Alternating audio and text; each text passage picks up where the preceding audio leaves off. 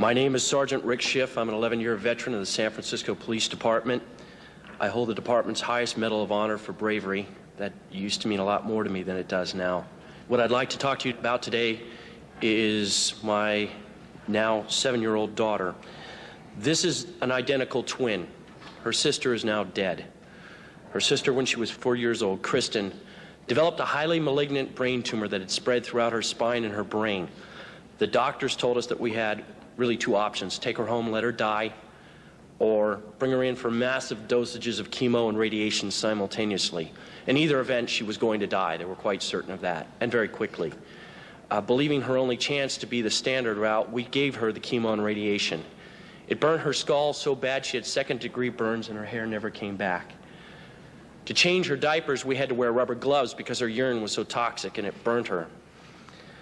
At the end of 6 months, miraculously, she survived the standard treatment, although there was a high expectation she wouldn't.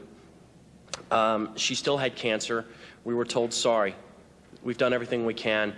Now she's going to die, probably within a couple of months. My wife and I, choosing not to accept that, started reading. The first book I picked up, the third chapter, discussed Dr. Brzezinski. As you may guess, I have some expertise in fraud. In fact, I'm quite certain there are enough attorneys in the room that I could be vordeered as an expert in fraud. And I conducted my own investigation. I have no doubt the man is not a fraud. I have no doubt that he does what he does out of earnest belief that his medicine works. And now you're in a position to judge for yourselves whether it works or not. But it's well established by the FDA that it's non-toxic. 18 months later, we took my daughter off the anti-neoplastin. She had not died. She had no signs of tumor. She remained free for 18 months of cancer. Within a month, the cancer was widespread in her brain. We put her back on Brzezinski's. By the way, at the objections of our doctors, for some reason felt that it had failed her. We put her back on. Within 9 weeks, the tumor was completely gone. She died last July of neurological necrosis. Her brain fell apart from the radiation. The autopsy showed that she was completely cancer-free. Out of 52 cases of that disease ever, no one died cancer-free, just Chrissy. So she didn't die of a terminal illness.